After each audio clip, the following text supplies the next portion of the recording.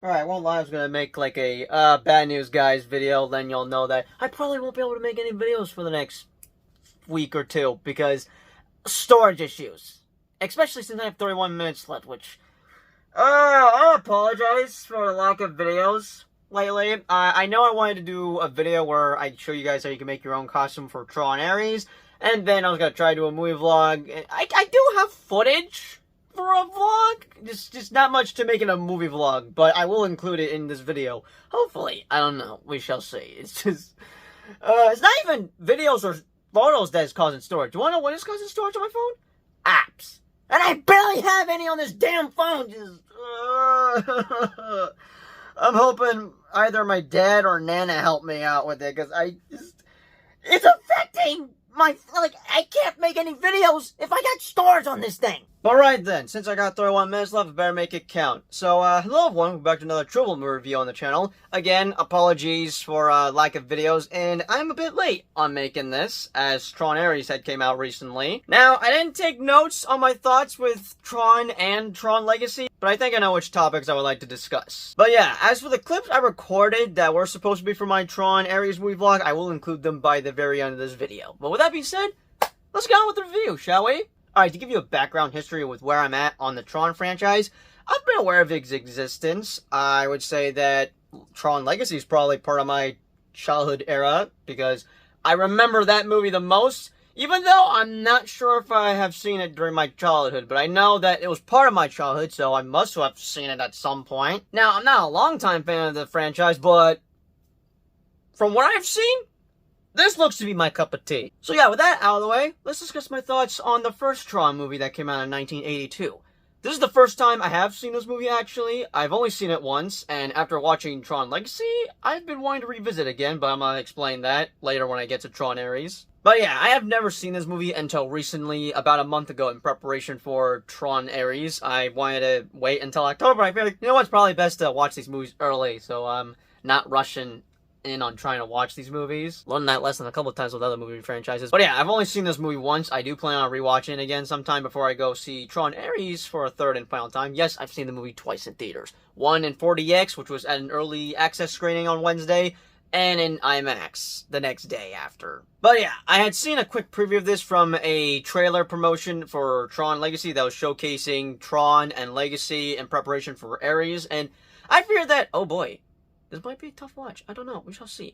And, I do want to say it's kind of a tough watch for me. Not to say I didn't somewhat enjoy this. I found some entertainment value with Tron. I will say is the biggest takeaway I have with Tron is my curiosity on how do they pull off the visuals in this movie? Because this came out in the 1980s. So yeah, Tron is an old-ass movie that I found it to be alright. I didn't mind it, but again, the biggest takeaway I have with it is once we get into the grid, I believe is what it's called. Kevin Flynn is stuck in the grid, which this movie follows a basic trope you've seen in other movies where we get sucked into a game or sucked in something. I'll admit, I am annoyed with this trope where we get sucked into a video game or sucked into something. Like, it can be annoyance for me sometimes, but that's with certain movies here and there. But still though, when we get into the grid, I honestly am amazed with the visuals. I'm like, okay, how did they pull this off? I'm actually curious how they filmed all of this. Now, this is an old-ass movie that was from the 1980s. Not to say that I think the visuals are great or bad. Overall, I am curious to how they filmed most of it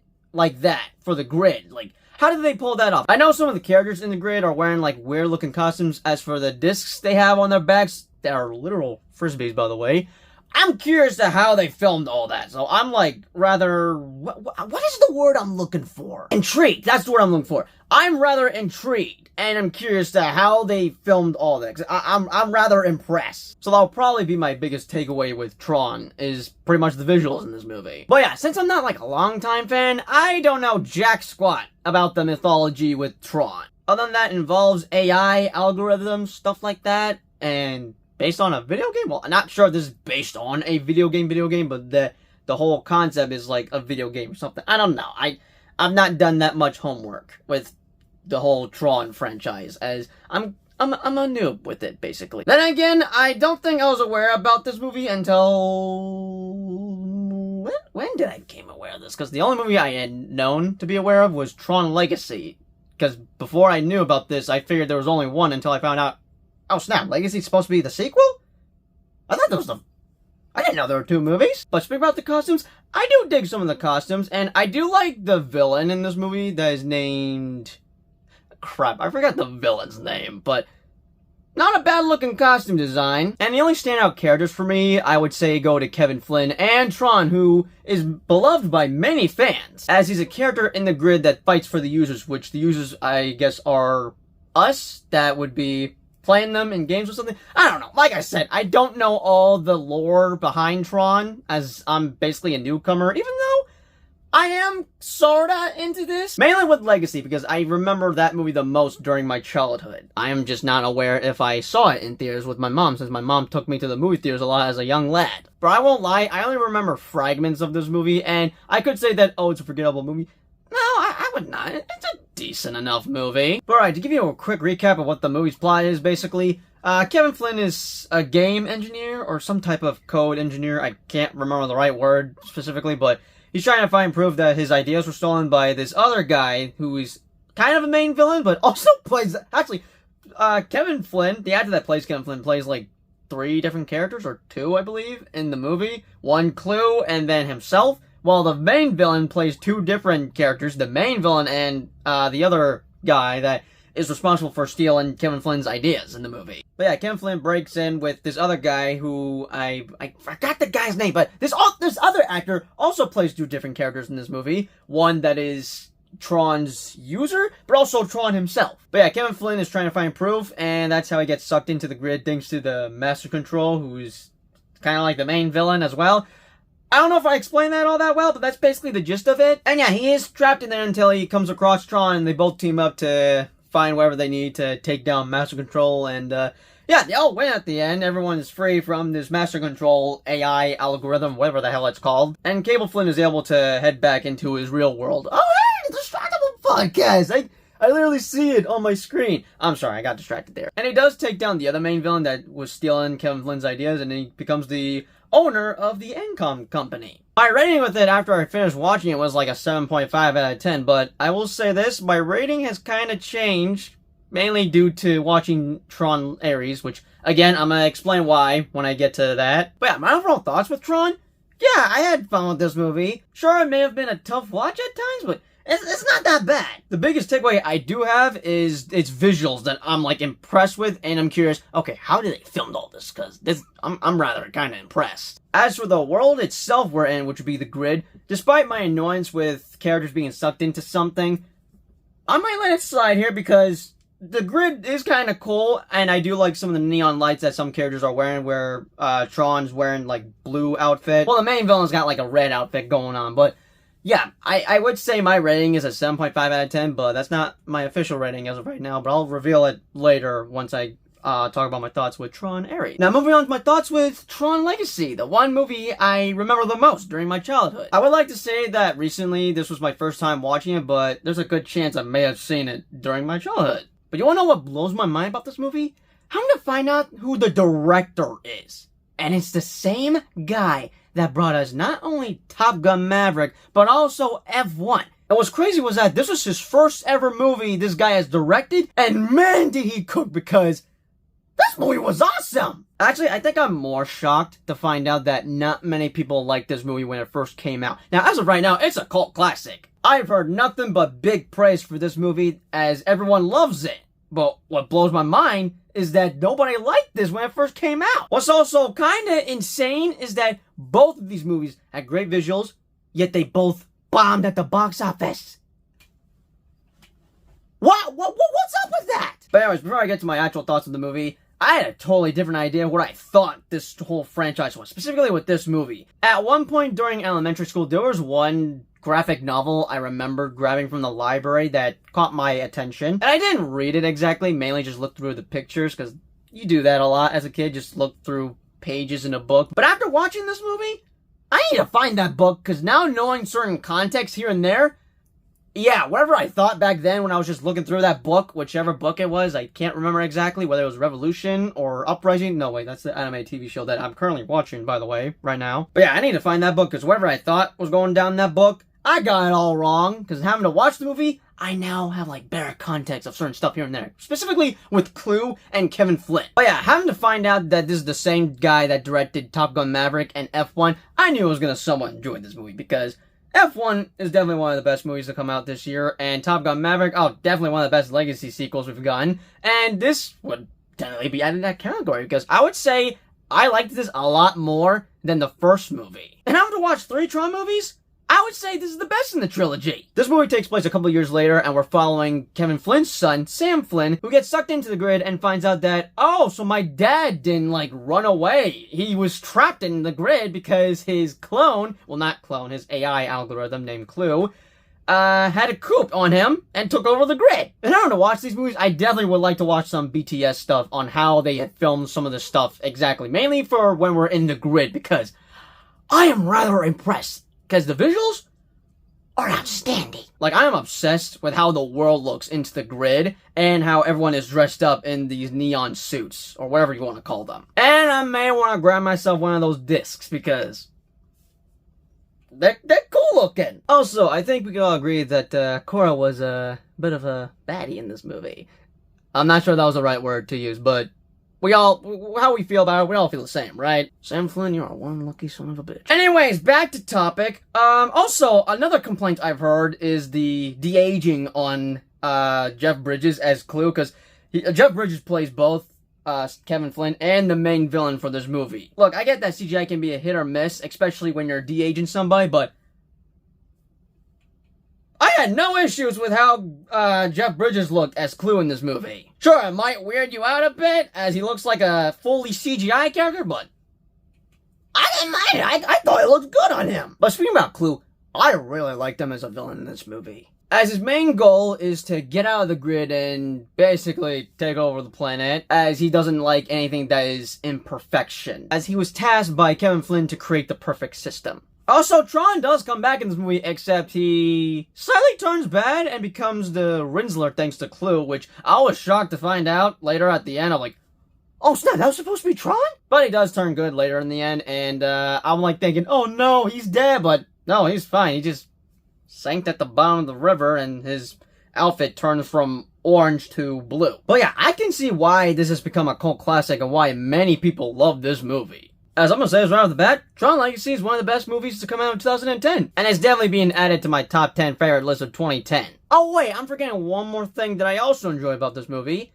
The music score, which is made by Daft Punk. I don't know if I pronounced their name correctly. But no, yeah, their music they made in this movie, it slaps. Now, I was surprised that the IMAX format was on Disney+, but damn, it sucks that I didn't get to see this in IMAX 3D! Especially recently, since they had a double feature for both Legacy and Tron Ares. That would have been a fun movie vlog, but sadly, we didn't have a double feature of that anywhere nearby, especially in Seattle, which is such bullshit! What the hell? But hey, at least the format was on Disney+, because I'm a big sucker for IMAX. But no, seriously, I would have loved to have seen this in theaters. Overall, I love this movie. It's a superior sequel to the first movie, and I could be back and forth with how it ended, mainly with its final act. I might have some minor nitpicks here and there, but no, this was still peak. And if I had to give it a rating, oh, it's gonna be a 9 out of 10 for me. Now, let's go into my thoughts with Tron Ares. As I said earlier, I'm not a longtime fan, but I do feel bad of how the fandom has been treated, thanks to Disney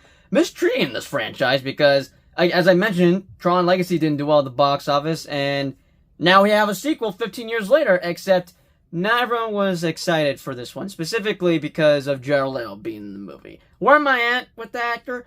I'm not a big hater. I'm not a big lover either. I mean, I liked him in Morbius. Sure, I have my issues with that movie, but I didn't mind him in that. I slightly like him as the Joker, mainly in Zack Snyder's Justice League. I'm not a fan of his interpretation in Suicide Squad, as he's my least favorite Joker.